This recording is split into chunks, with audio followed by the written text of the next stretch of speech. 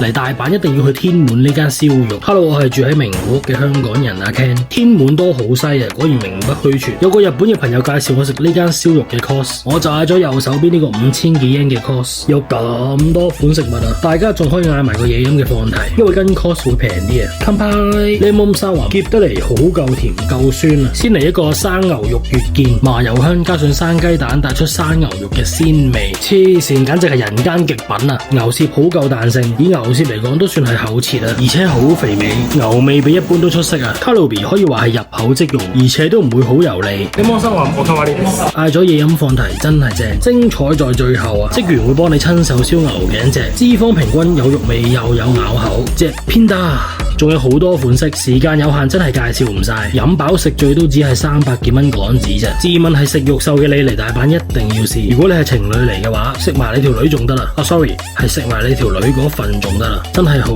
多好多，唔夠飽嘅話你嚟搵我。各次說什麼的